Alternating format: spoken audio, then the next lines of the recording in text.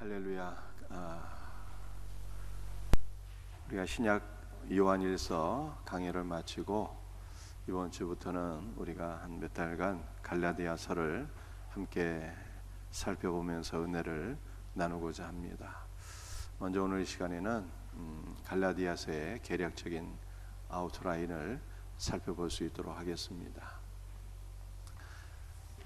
페이지 넘겨주세요. 갈라디아서는 사도 바울의 그 기록이고요. 기록 연대가 AD 49년 경입니다. 사도 바울이 13권의 바울 서신을 기록했는데요. 신약 성경의 순서상으로는 로마서, 고린도 전후서, 그 다음에 갈라디아서예요.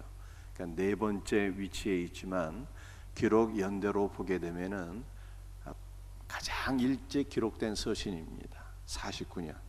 사도 바울이 1차, 2차, 3차 이 선교 여행을 가는데요. 1차 선교 여행을 마치고 기록한 서신이 갈라디아서입니다. 그리고 신약 부분의 앞부분에 기록된 로마서와 고린도 전후서, 갈라디아서 앞에 있죠. 이 세 권의 서신은 오히려 3차 선교 여행 중에 기록된 서신이에요.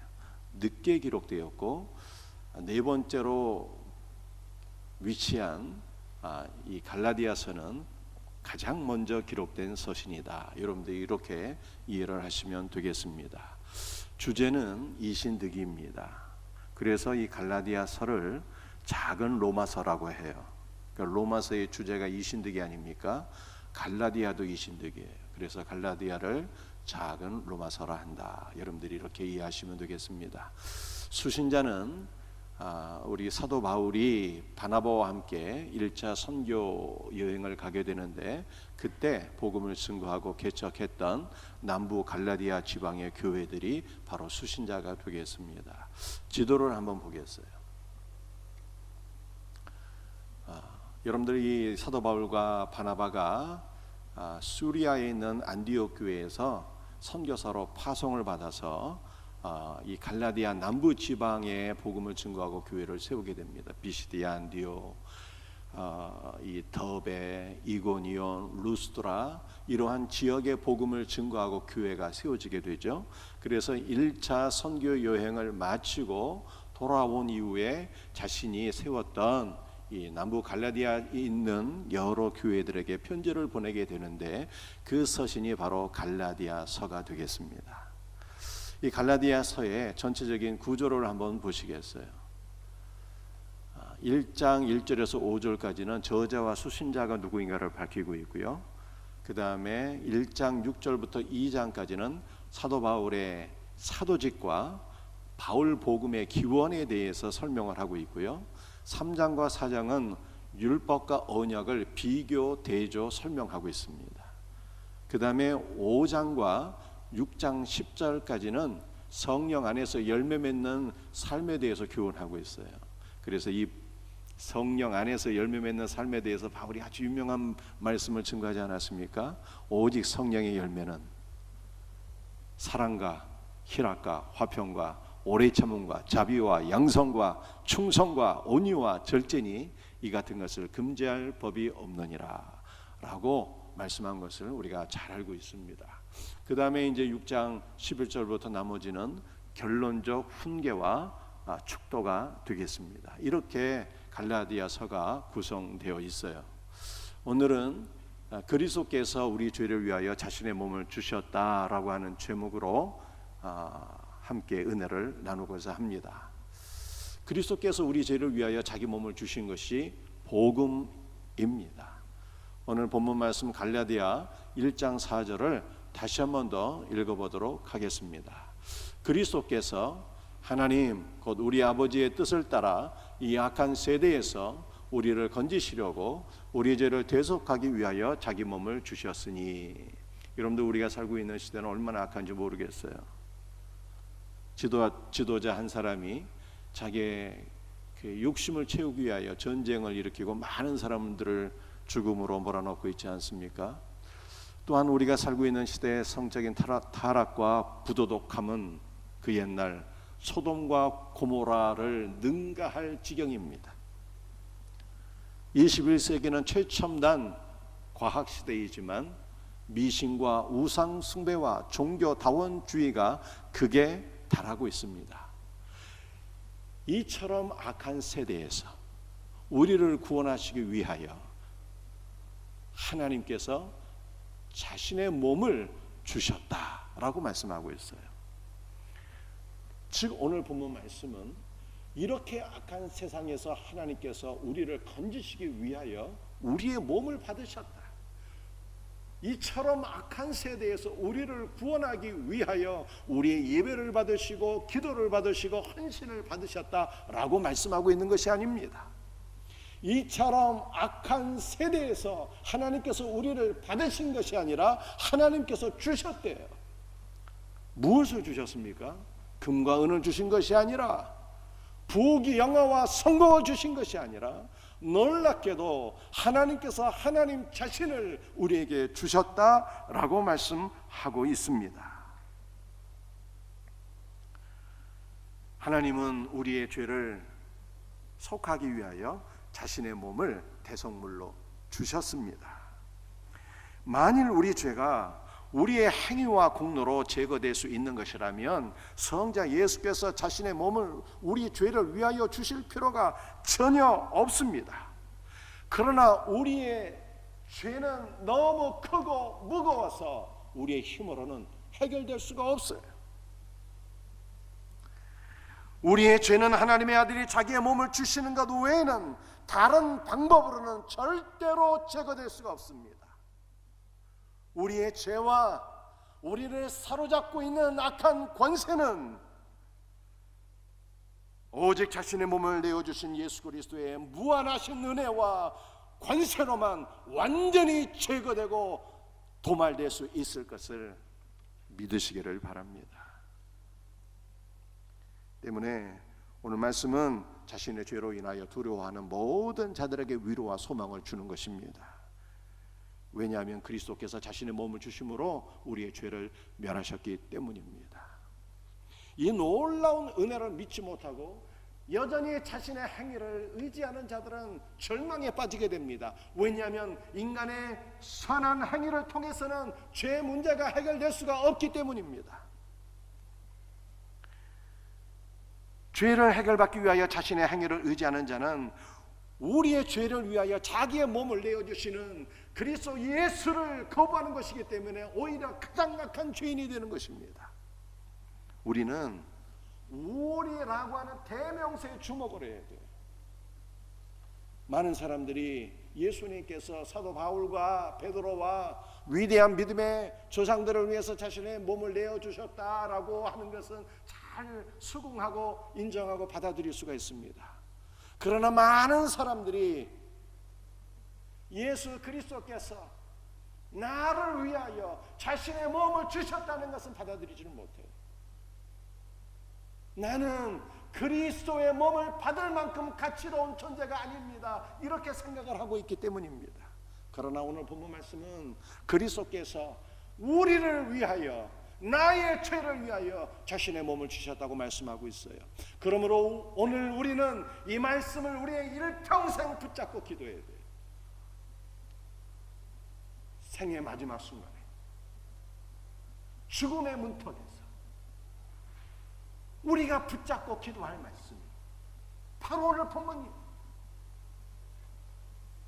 그리스도께서 나의 죄를 위하여 자신의 몸을 주신 것을 믿습니다.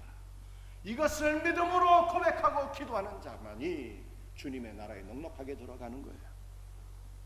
사랑하는 성도들이여, 오는 건 순서가 있어도 가는 건 순서가 없어요. 그러므로 오늘 말씀을 신비에 새겨야 돼요. 생의 마지막 순간에 이 말씀을 반드시 기억하고 주님 나의 죄를 위하여 주님이 주님의 몸을 나에게 주신 것을 믿습니다. 그러므로 나의 모든 죄가 사함받게 된 것을 믿습니다. 이것을 믿음으로 고백하고 주님 나라 들어가는 거예요. 할렐루야. 우리가 과거에 지은 죄가 우리의 양심을 찌르고 공격할 때 우리는 이 말씀 붙잡고 기도해야 돼요. 예수님께서 나의 죄를 위하여 예수님의 거룩한 몸을 주신 것을 믿습니다. 이 말씀을 붙잡고 기도하는 자만이 모든 정죄로부터 해방을 얻을 수가 있어요. 현재 우리의 연약한 모습을 바라보면서 원수 마귀가 조롱하고 우리를 판단하고 정죄할 때 오늘 우리는 이 말씀을 붙잡고 선포해야 돼요.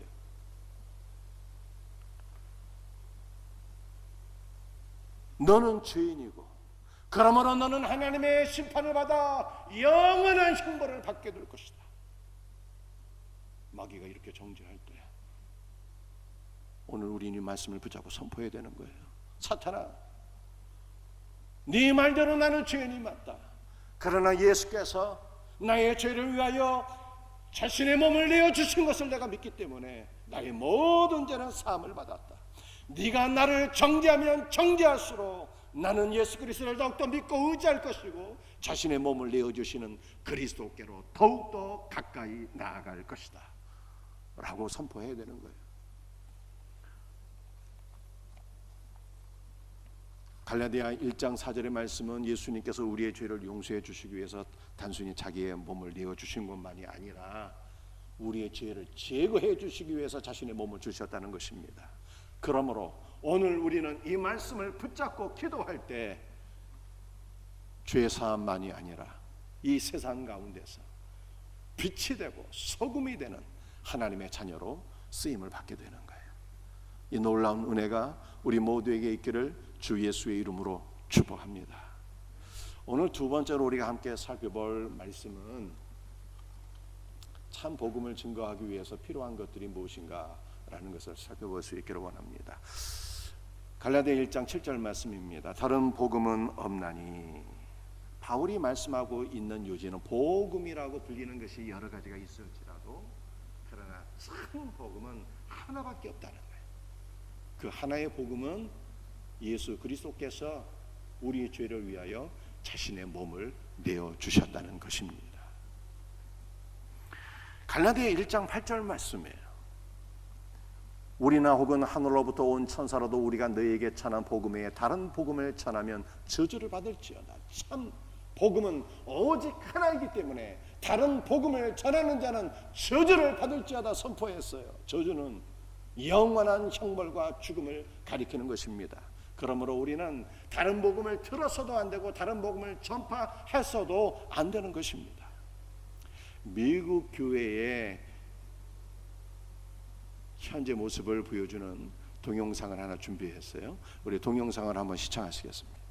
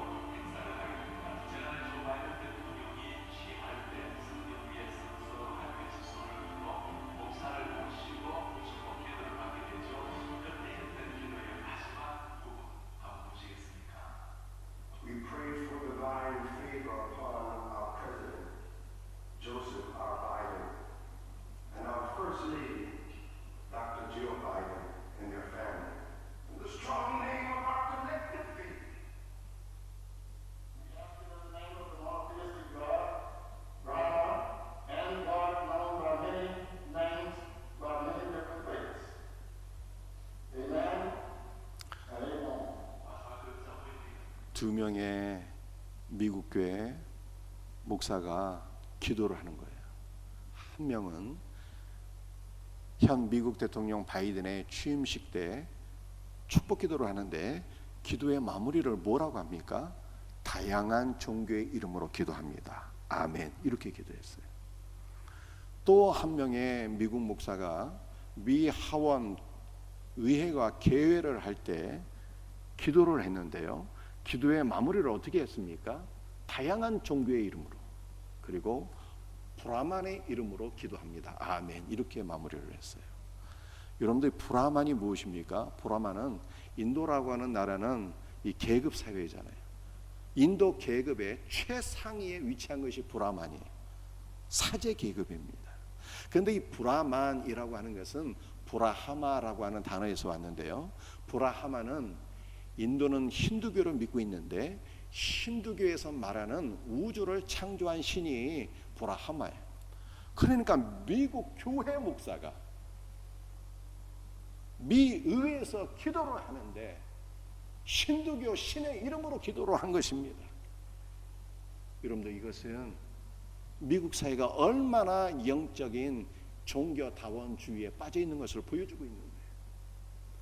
그런데 한 분의 목사가 미 의회가 기도할 때, 개회를 할 때 기도를 하게 되었어요. 미국 워싱턴 장로교회를 섬기시는 목사님이신데요, 한인이에요. 그분이 담대하게도 예수 그리스도 이름으로 기도를 했습니다. 그랬더니 미국 전역에서 문자가 오고 손편지가 오고 전화가 걸려왔는데, 미국 사회는 종교 다원주의 사회인데 너는 왜 예수의 이름으로 기도했느냐, 이렇게 질책하고 책망하는 전화, 문자, 편지는 단 한 통도 없었고, 목사님 예수의 이름으로 기도해 줘서 너무 기쁘고 너무 감사합니다 라고 하는 칭찬과 격려와 박수의 메시지였어요. 여러분도 목사가 예수의 이름으로 기도하는 것이 당연한 것 아닙니까?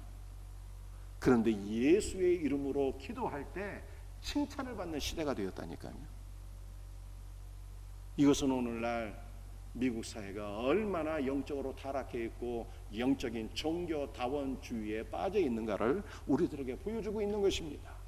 그러므로 갈라디아 1장에서 바울이 말씀하기를 다른 복음은 없는데 오직 주 예수께서 우리의 죄를 위하여 자신의 몸을 주셨다는 것이 참 복음인데, 이 참 복음 외에 다른 복음을 전하는 자들은 저주를 받을지어다 라고 선포한 것입니다. 여러분들, 이 메시지가 다른 사람들에게 주신 메시지가 아니라 오늘 우리들에게 주신 메시지. 그러므로 우리는 다른 복음은 들어서도 안 되고 전파해서도 안 되는 것입니다. 여러분들, 우리는 참 복음을 듣고 참 복음을 전하는 자들이 되어야 합니다. 여러분들, 참 복음을 전하는 전도자가 되기 위해서는요, 우리에게 필요한 몇 가지가 있어요. 어떤 것이 있을까요? 첫째로는 그리스도께서 함께 하신다고 하는 믿음이 필요합니다.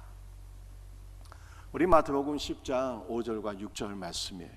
예수께서 이 12를 내보내시며 가라. 예수님께서 12명의 제자들을 이스라엘 여러 마을들로 내보내셨어요.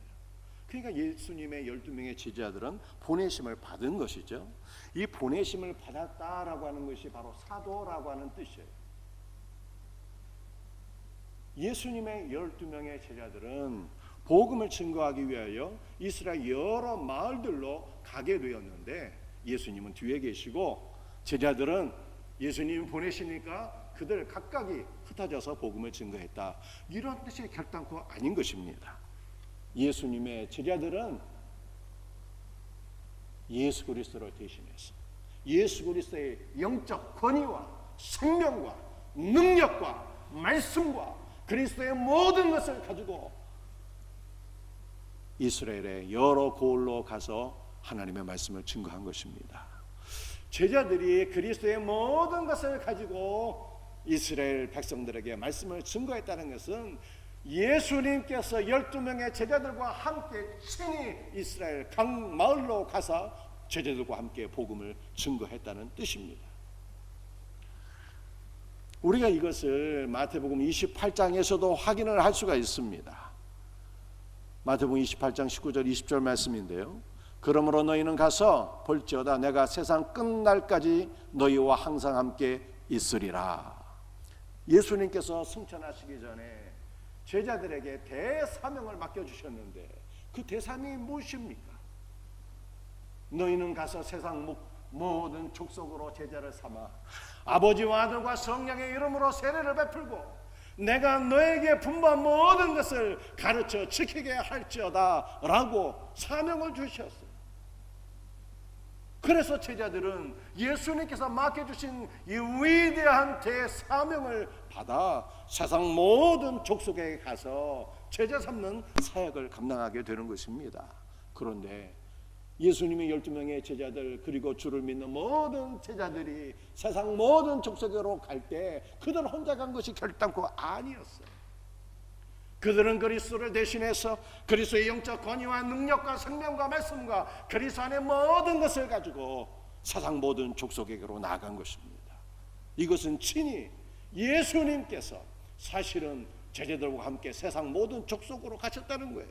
그러므로 마태복음 28장 20절에서 주님이 이렇게 약속하시잖아요. 내가 세상 끝날까지 너희와 항상 함께 있으리라. 복음을 증거하는 제자들과 주님이 함께 하신다는 거예요. 정말 그럴까요? 부활하신 예수님께서 복음을 증거하는 자들과 함께 하신다는 것이 확실한 약속의 말씀이 맞습니까? 우리는 이것을 사도행전 말씀을 통해서 확인할 수가 있어요. 사도행전 11장 말씀을 한번 같이 읽어보도록 하겠습니다. 안디옥에 이르러 한라인에게도 말하여 주 예수를 전파하니 주의 손이 그들과 함께 하심에 수많은 사람들이 믿고 주께 돌아오더라. 예루살렘 교회에 큰 박해가 일어나서 성도들이 뿔뿔이 흩어지게 되었는데 그 흩어진 자들 중에 몇몇이 안디옥까지 이르러서 한라인 즉 이방인들에게 주 예수를 전파하게 되었는데 주님의 손이 그들과 함께 하셨다는 거예요. 여러분들 주님의 손은 어떤 손이십니까? 주님의 손은 전도자들을 보호하시는 손이요, 전도자가 전파하는 말씀을 능력 있게 하시는 능력의 손이요, 주님의 손은 우리를 구원하시는 구원의 손이잖아요. 그래서 예수님께서 전도자와 함께 하셔서 그들을 모든 환난으로부터 보호하셨고 그들의 말씀이 능력 있게 선포하게 하셨고 주님의 구원의 손이 제자들과 함께 일하고 역사하고 수고하심으로 말미암아 많은 영혼들이 주님께로 돌아오는 구원의 역사가 일어나게 되었다고 성경이 말씀하고 있는 것입니다. 전도자는 바로 이렇게 주님의 손이 나와 함께 하신다는 믿음이 있게 될 때 두려움이 없어지게 됩니다. 전도자는 주님의 손이 나와 함께 하신다는 믿음이 있게 될 때 전도에 대한 막 기대가 커지게 되는 것이죠. 오늘 내가 전도할 때 주님께서 어떤 역사를 이루실까 기대감이 커지게 되는 것입니다. 출애굽기 15장 말씀을 한번 보시겠습니다. 그들이 엘림에 이름에 거기에 물샘 12과 종려나무 70그루가 있는지라. 이스라엘 백성들이 출애굽 이후에 마라를 거쳐서 엘림에 이르게 되는데 엘림에는 물샘 12과 종려나무 70그루가 있었다는 거예요. 여러분들 물샘 12는 12명의 제자들을 가리키는 것입니다. 종려나무 70그루는 예수님께서 파송하신 70인 전도대를 가리키는 것입니다. 따라서 예수님께서 12명의 제자들을 파송하셨다는 것은 물샘으로 파송하셨다는 거예요. 여러분들 이스라엘은 물이 귀한 지역이에요. 이 물이 귀한 지역의 물은 생명수입니다. 생명수를 공급하는 물샘으로 12 제자를 파송하셨대요. 이스라엘 지역에서 물이라고 하는 것은 생명수를 의미하지만 더 나아가서 본질적으로 예수 그리스도를 가리키는 거잖아요. 예수님이 영생수예요. 그러므로 제자들은 주님에 의해서 파송을 받았는데 영생수 예수 그리스도를 공급하는 물샘으로 파송받았다는 뜻입니다.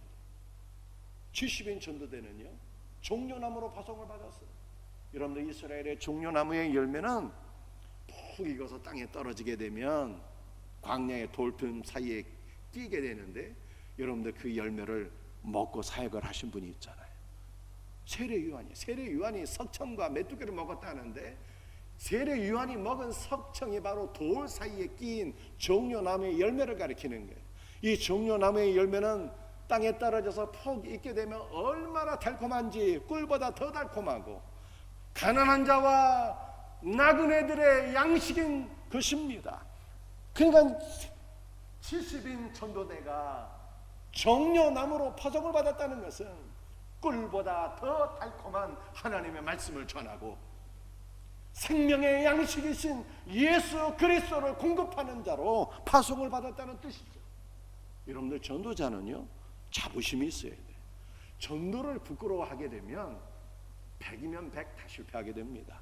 주님께서 오늘날 생명수이신 예수 그리스도를 공급하는 물샘으로 파송하셨고, 주님께서 나를 꿀보다 더단 하나님의 말씀을 제공하고 생명의 양식이신 예수 그리스도를 제공하는 종려나무로 나를 파송하셨다고 하는 자부심과 믿음이 있게 될 때 전도의 승리자가 되는 거예요.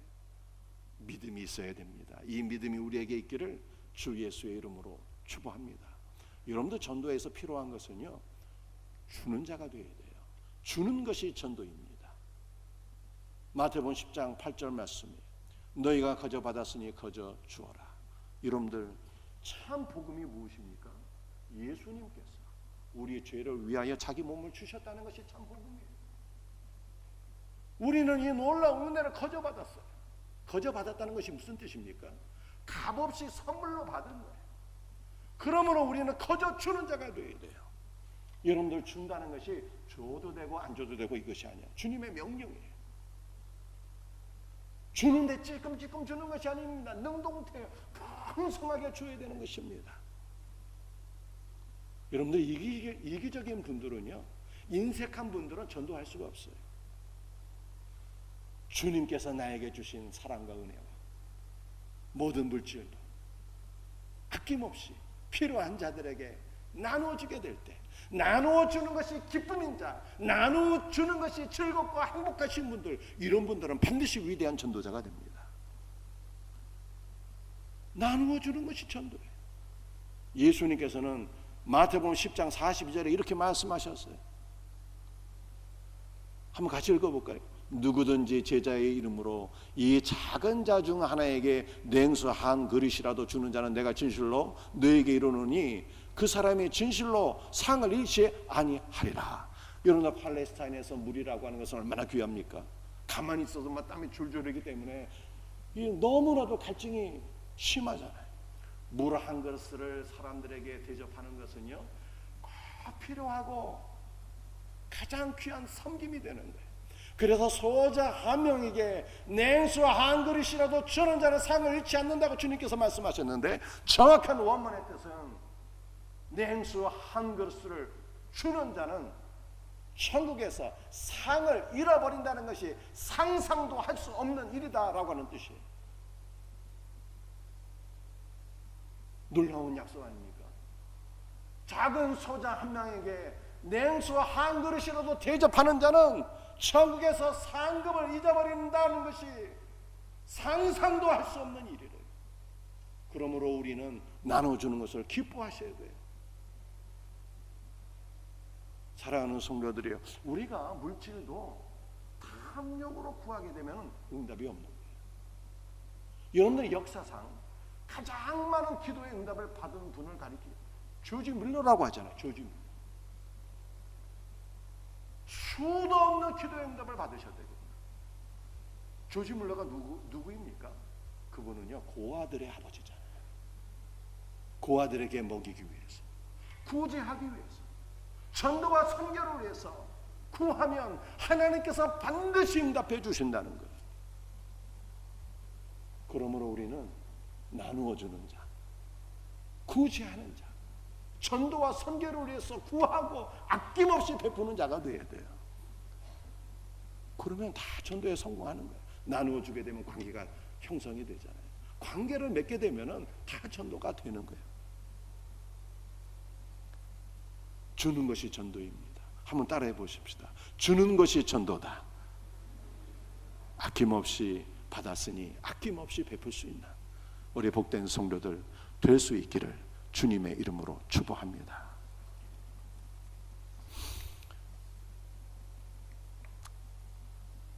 세 번째는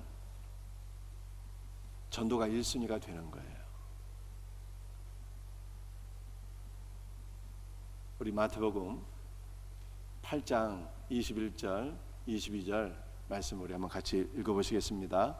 제자 중에 또 한 사람이 이르되 주여 내가 먼저 가서 내 아버지를 장사하게 하라 하옵소서. 예수께서 이르시되 죽은 자들이 그들의 죽은 자들을 장사하게 하고 너는 나를 따르라 하시니라. 설명할 것이 너무 많은데 핵심만 설명드릴게요. 한 제자가 예수님께 와서 예수님, 아버지 장례를 먼저 치르고 예수님을 따르게 허락해 주세요. 이렇게 요청하게 되었어요.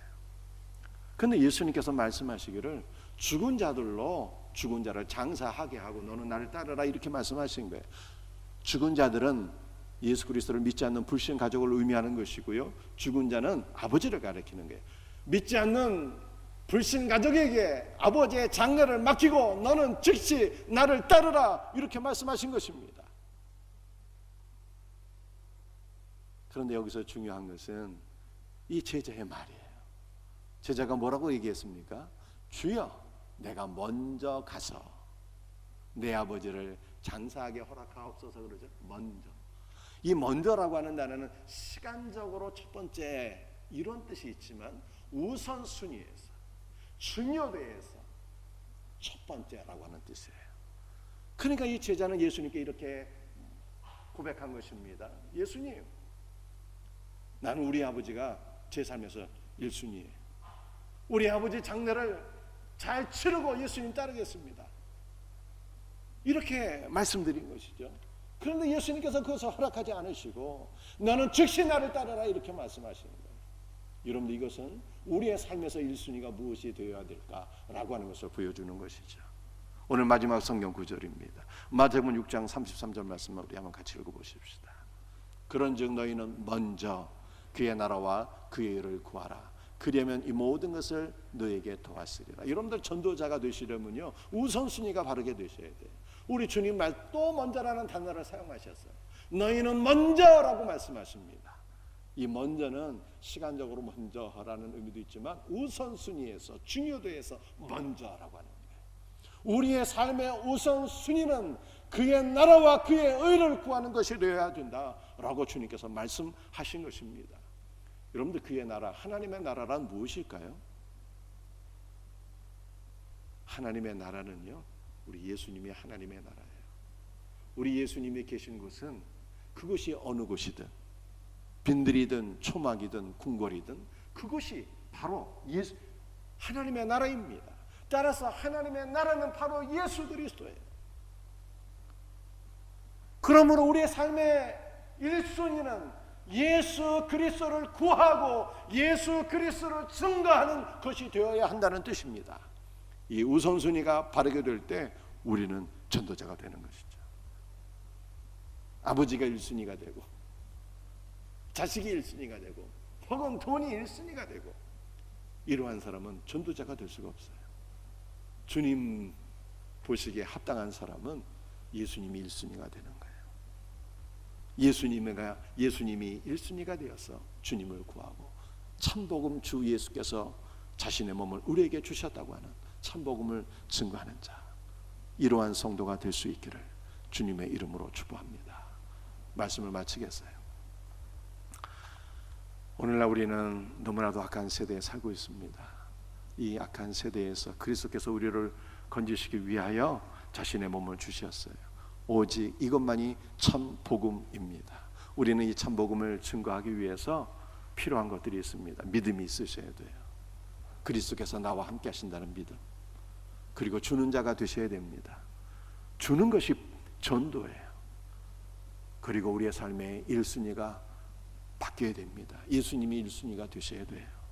이 놀라운 은혜가 우리 모두에게 있기를 주님의 이름으로 축복합니다.